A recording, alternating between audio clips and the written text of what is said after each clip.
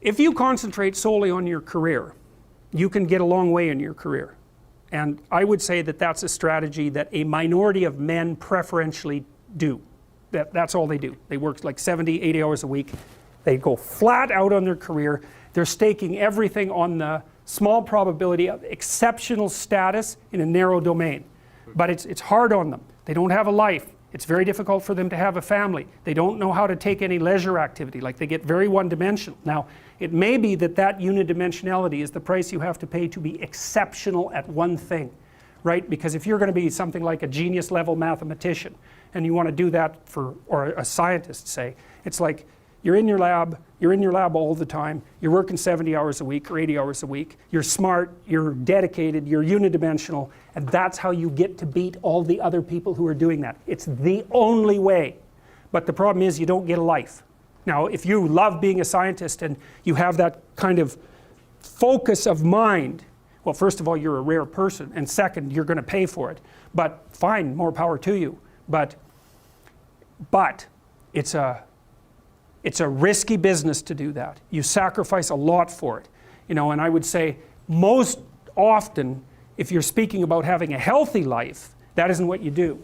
You spread yourself out more. So, you know, you have a family, you have some things that you do outside of work that are meaningful to you and useful. You have a network of friends.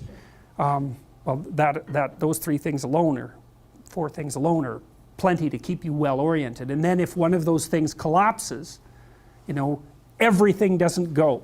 Now, the price you pay for that is the more you strive to optimize that balance, the less likely you are to be fantastically successful at any single one of them. But you might have a very, you know, if you consider your life as a whole, that might be a winning strategy. One of the things Carl Jung said, I really liked this. He thought that men went after perfection and women went after wholeness.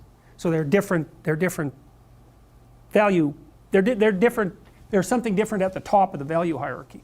So perfection would be stake it all on one thing and look for radical success. Not that all men do that, because they don't, but we're talking about extremes, at least with regards to the men that do that. The wholeness idea is more like, well,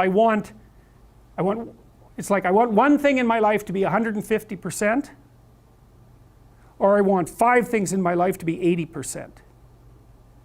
Well, there's a lot more richness in a life where you have 5 things operating at 80%, but you're not operating at any of them at 150%. So, and I really believe this because I've watched men and women go through their careers now for a long period of time, and one of the things that, there's lots of things that produce this, but one of the things that I've noticed is that mostly women in their 30s bail out of unidimensional careers. They won't do them. They won't put in the 80 hours a week that they would have to put in order to dominate that particular area. And it isn't, the reason that they won't do it is because they decide it's not worth it. And no wonder, because why would that be worth it? You have to ask yourself that. It's like, well, you want to be an outstanding scientist. It's like, okay, really, that's what you want, because that means that's what you do. Because you're competing with other people, you know, they're smart, they're hardworking, and if you want to be at the top, you have to be smarter and work harder than any of them. And working hard means working long hours. I mean, it also means working diligently, but in the final analysis, it's also an additive issue.